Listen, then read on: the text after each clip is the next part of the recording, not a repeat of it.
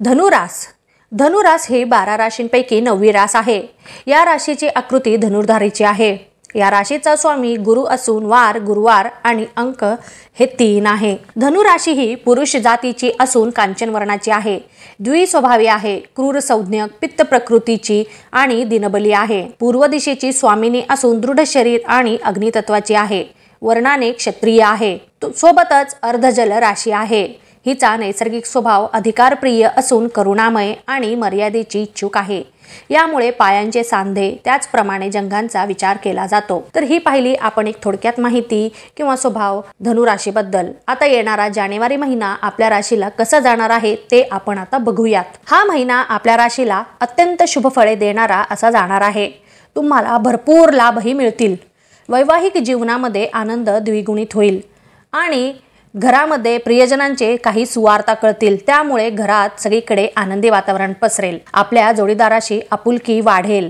जे काही छोटे मोठे आपापसामधील वाद आहेत, कुरबुरी आहेत, त्या तुम्ही बोलून किंवा सामंजस्यपणाने सोडवण्याचा प्रयत्न कराल आणि त्यामुळे आपले वैवाहिक जीवन अजूनच आनंदी आणि प्रफुल्लित समाधानी होईल. आपले बरेच दिवसांपासून एखादी कोर्ट केस चालू असेल तर तिचाही निकाल लागण्याची शक्यता आहे आणि निकाल आपल्याच बाजूने लागेल.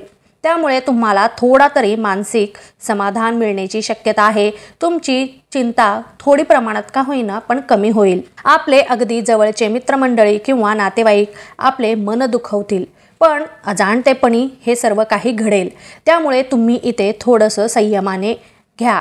चुकून झालेल्या गोष्टीचा जास्त त्रास तुम्ही करून घेऊ नका. नकळतपणे काही गोष्टी चुकून होतील तरीही त्याही आपण पॉझिटिव्ह रीतीने घेण्याचा प्रयत्न करा. अचानकपणे आपल्याला धनलाभ मिळण्याची शक्यता आहे.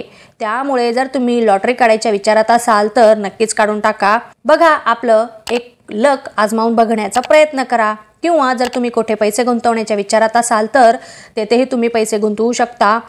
परंतु पैसे गुंतवण्याच्या आधी तुम्ही तिथली पूर्ण चौकशी माहिती करा आणि मगच पैसे गुंतवा, म्हणजे याचा तुम्हाला लाभच होईल. तुम्ही कोणत्याही कार्यामध्ये निर्णय घेण्या अगोदर प्रत्येक परिस्थितीचा आणि परिणामांचा विचार करत चला आणि मगच काय तो निर्णय घेत चला. कारण प्रत्येक परिणामांना आपल्याला सामोरे जावे लागणार आहे. एखादी कृती करताना आपल्या आजूबाजूला जे व्यक्ती असतात त्यांची हेतू तुम्ही ओळखण्याचा प्रयत्न करा.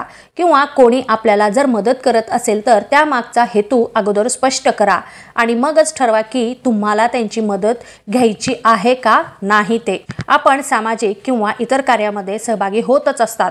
आपले इतरांना मदत होतच असते आणि त्यामुळे आपल्याला समाजामध्ये एक विशिष्ट ओळख आहे. परंतु सध्या आपल्या कामगिरीमुळे आपला असलेला जो मान सन्मान आहे तो त्यामध्ये अजूनच भर पडणार आहे आणि त्यामुळे आपल्या प्रसिद्धीतही अजून भर पडेल. आपल्याला पहिल्यापेक्षाही जास्त जण ओळखायला लागतील. तुम्ही पहिल्यापेक्षाही जास्त प्रसिद्ध व्हाल. घरामध्ये एका विशिष्ट समारंभाचे आयोजन करण्याचा जर विचारात असाल तर त्यामध्ये थोड्याफार काही किरकोळ अडचणी येण्याची शक्यता आहे, पण त्यावरही तुम्ही उपाय सहजच शोधून काढाल आणि प्रयत्न तुम्ही नक्कीच करत राहा. त्यावर उपायही मिळतील आणि समस्या दूर होतील आणि आपला समारंभ एक चांगल्या प्रकारे पारही होईल. जर आपण विवाह इच्छुक असाल तर आपले विवाह जुळण्याची शक्यता आहे. जे काही अडचणी येतील त्या पण नाहीशा होतील आणि विवाह 100% जुळण्याची जास्त शक्यता आहे. जरी तुम्ही प्रयत्न करत असाल तर नक्कीच प्रयत्न करा. मध्यामध्ये किंवा अर्ध्यामध्ये ते प्रयत्न तुम्ही सोडू नका. या महिन्यात आपण आपले मन जरासे स्थिर ठेवण्याचा प्रयत्न करा. कारण आपल्याला जर अपेक्षेप्रमाणे यश पाहिजे असेल तर शांत आणि संयम सहनशील हे आपल्याला बाळगायलाच पाहिजे. आपण इतरांशी वागताना थोडंसं शांततेने वागण्याचा प्रयत्न करा, म्हणजे आपले त्यांच्याशी असलेले संबंध हे जास्त अजून चांगले होतील आणि विश्वासाचे होतील. सोबतच आपल्या वैवाहिक जीवनामध्ये आपल्याला आपल्या जोडीदाराकडून पूर्णपणे सहकार्य मिळेल आणि त्यामुळे कोणतेही काम करताना आपण ते पूर्ण आत्मविश्वासाने कराल. परंतु एखाद्या गोष्टीमुळे तुमचे जोडीदार तुमच्यावर निराश होऊ शकतील. अशा परिस्थितीमध्ये आपण त्यांना समजून घेण्याचा प्रयत्न करा आणि त्यांच्यासाठी काहीतरी सरप्राईज किंवा नवीन करण्याचा तुम्ही प्रयत्न करा, म्हणजे तुमचे नातं हे अजूनही पहिल्यापेक्षा जास्त दृढ होईल.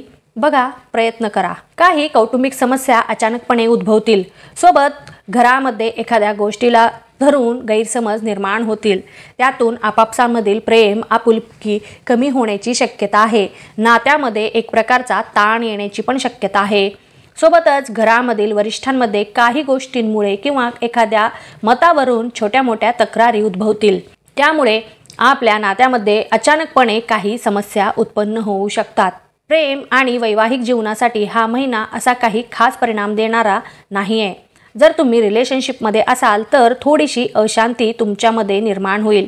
एकमेकांच्यावरील विश्वास थोडंसं कमी होण्याची शक्यता आहे। आपल्या जोडीदाराला समजून घेण्यात आपण कुठेतरी कमी पडाल आणि याचाच आपल्या वैवाहिक जीवनावर विपरीत परिणाम होण्याची शक्यता आहे। सोबतच आपल्याला ह्या महिन्यामध्ये आरोग्याच्या बाबतीत थोडीशी चिंता सतावणार आहे, जसं की मानसिक ताण किंवा चिंता, अस्वस्थता किंवा झोपेची समस्या इत्यादी आपल्याला त्रास देतील।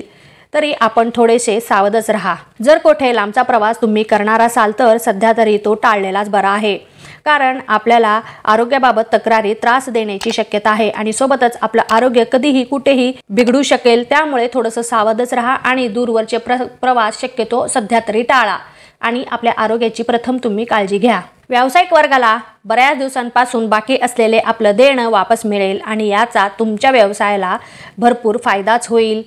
सोबतच आपले जे हितशत्रू आहेत ते थोडेसे त्रास देण्याची शक्यता आहे, पण तुम्ही शांत राहून प्रत्येक अडचणीला सामोरे जा आणि प्रश्न सुटण्याचा तुम्ही प्रयत्न करा, प्रश्न सोडवा। सोबतच जर तुम्ही तुमच्या व्यवसायाचा विस्तार करण्याच्या विचारात असाल तर नक्कीच करू शकता, पण लगेचच आपल्याला जे परिणाम पाहिजेत तेच मिळतील अशी तुम्ही आशा सध्या तरी करू नका।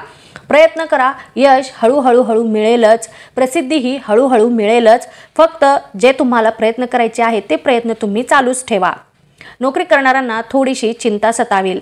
आपण जे काम करत आहात त्यामध्ये तुम्ही नक्कीच यश मिळवाल। सोबतच वरिष्ठ अधिकारी आपल्यावर खुश होतील आणि आपले प्रमोशन पण होण्याची दाट शक्यता आहे। त्यामुळे जर काही चिंता तुम्हाला सतावत असतील तर त्याही 100% दूरच होतील आणि तुम्ही या सर्वांचा लाभही घ्याल। सोबतच नोकरी करणाऱ्यांना त्यांच्या पगारामध्ये वाढ झाल्यामुळे त्यांचे घरातील मंडळी त्यांच्यावर खूप खुश असतील आणि त्यामुळे ते स्वतःही खूपच प्रसन्न असतील। तरुण वर्गाला एखाद्या नवीन तंत्रज्ञानाचा वापर करण्याची कल्पना सुचेल आणि त्यामुळे त्यांच्या या कार्यात भरपूर त्यांना लाभ मिळण्याची शक्यता आहे।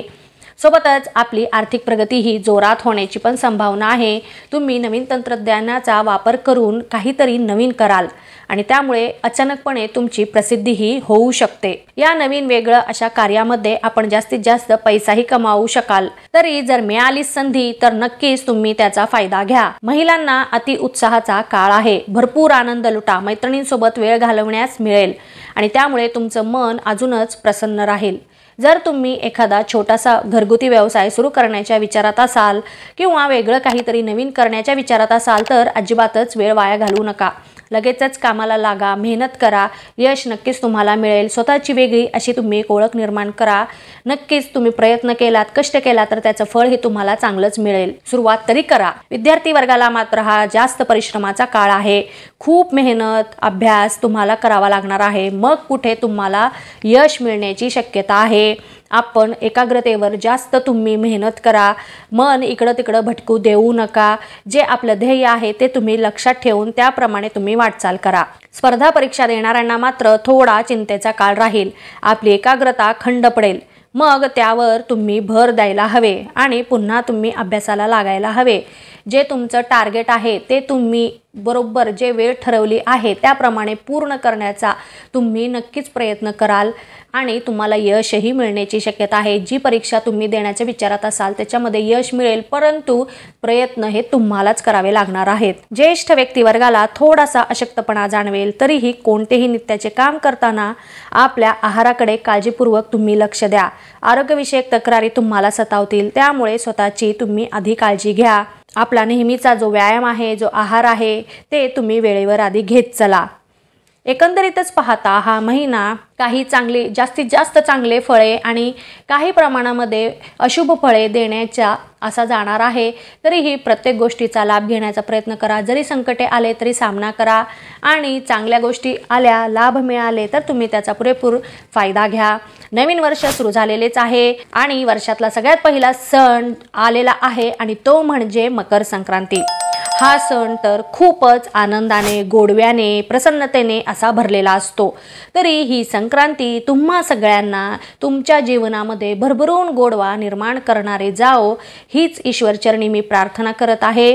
तुम्हा सगळ्यांना मकर संक्रांतीच्या माझ्याकडून खूप खूप शुभेच्छा. आणि महत्त्वाचं तर ते राहूनच गेलं, आणि ते म्हणजे तिळगुळ घ्या आणि गोड गोड बोला. धन्यवाद. तुम्हाला माझे हे व्हिडिओ आवडले असतील तर इतरांनाही याचा लाभ मिळावा यासाठी आपल्या मित्रमैत्रिणींना, नातेवाईकांना हे व्हिडिओ नक्की शेअर करा आणि लाईक करा. महत्त्वाचे म्हणजे सबस्क्राईब करा. धन्यवाद.